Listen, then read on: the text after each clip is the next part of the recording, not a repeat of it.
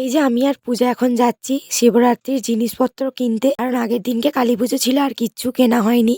তাই আজকেই সকাল সকাল উঠে পড়েছি, সারা রাত জেগে আবার সকাল সকাল উঠে সমস্ত কেনাকাটা করতে যাওয়া হচ্ছিল। আর এই যে আমি এখানে রেডি হচ্ছি, আর একজন উঁকি মারছে দেখতে পাচ্ছ, আমি এখানে রেডি হচ্ছি আর ও এই যে পুতুলের একটা ভাঙা মাথা নিয়ে আমাকে মারছে। তারপর তো আমি এখানে টিপটা পরছিলাম, ও টিপের পাতা নিয়ে চলে গেছে টিপ পরবে বলে।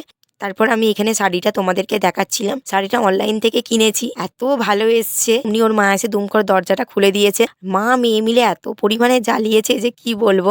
এই দেখো টিপ পড়েছে, ওইটা আবার দেখাতে এসছে, দেখেছো কেমন ফিক ফিক করে হাসছে। এইরকম হাসি দিলে আর কেউ বকতে পারে বলো। তারপর একটু বকা দিয়েছিলাম, ব্যাস মেয়ের আবার রাগ হয়ে গেছে, হয়ে এই যে আমারই মেকআপ নিয়ে বসে বসে খেলা করছিল। তারপর তো আমি এই যে ডালাটা সাজিয়ে নিচ্ছিলাম, এখানে আমি আর আমার দিদি উপোস করেছিলাম, মাকে করতে দিইনি কারণ মায়ের শরীর ভালো নয়, উপোস করে তো সারাদিন থাকতে পারবে না, তার জন্য। আর এই যে দু জায়গায় সাজিয়ে নিয়েছি আমার আর দিদির জন্য। ম্যাডামকে এখানে রেডি করিয়ে দিয়েছি, ম্যাডামের মুখটা দেখতে পাচ্ছ, ওকে আবার বকা দিলে তাড়াতাড়ি ওর মুখ ঠিক হয় না। তো এই যে কেমন ফর্মা দিয়ে বেরিয়েছে দেখেছো মেয়ে। তো তারপর সবাই মিলে একসাথে রওনা দিলাম, এখানে পূজা ছিল, সবাই মিলে একসাথে গেলাম মন্দিরে। আর মন্দিরে গিয়ে দেখছি বাপরে কি বড় লাইন পড়েছে। আমি জীবনে প্রথমবার জানো তো শিবরাত্রিতে লাইন দিলাম, কারণ কোনো বছর এরকম লাইন পড়ে না। এই বছর কেন জানি না এত ভিড় হয়েছিল। সমুখে চলে এসেছি, তারপর তো বাবার মাথায় জল ঢেলে চলে এলাম।